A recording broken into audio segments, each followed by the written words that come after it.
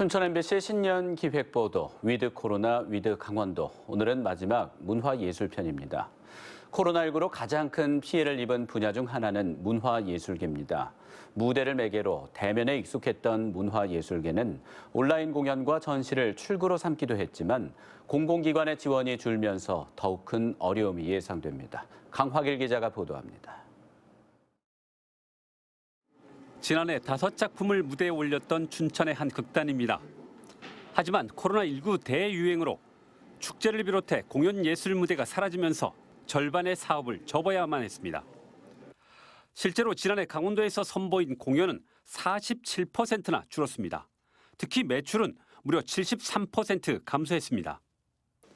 그래도 버틸 수 있었던 것은 간간히 이어졌던 공공예산 지원 덕분이었습니다. 지난해 강원문화재단은 코로나19 긴급 대책으로 지역 예술인들에게 18억 원을 지원했습니다. 그런데 올해 관련 예산이 대폭 삭감됐습니다.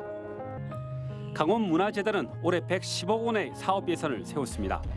지난해 162억 원보다 32%나 줄었습니다. 작년부터 너무 긴급한 상황이다 보니까 정부에서도 이제 그 예술인 지원으로 막 사업들을 쏟아내다 보니까 금액이 좀 많이 지원이 됐던 부분도 좀 있고요.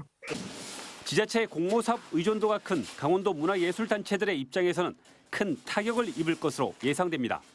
하지만 지원이 줄었다고 활동 자체를 멈출 수 없는 것이 문화예술인들의 처지입니다.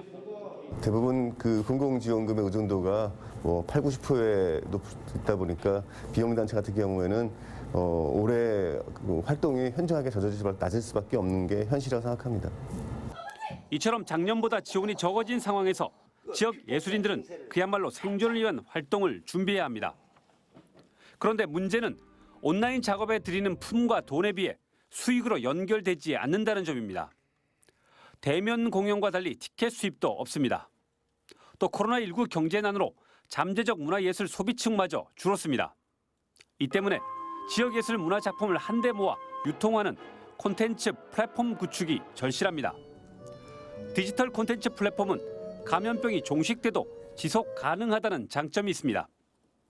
아울러 창작 준비금이나 공연 전시장 임차비 등 문화예술인 긴급 지원책을 늘리는 것은 물론 상시화하는 것이 필요합니다.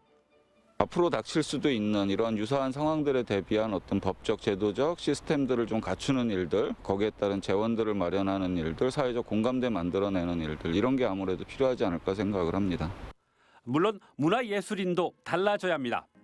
관객들의 달라진 문화 소비 욕구에 맞춰 예술 표현 방식을 새롭게 하고 감염병에 시달려온 지역민들의 마음을 치유하는 처방전과 백신을 공급할 책무가 예술인들에게 있습니다. MBC 뉴스 강화길입니다.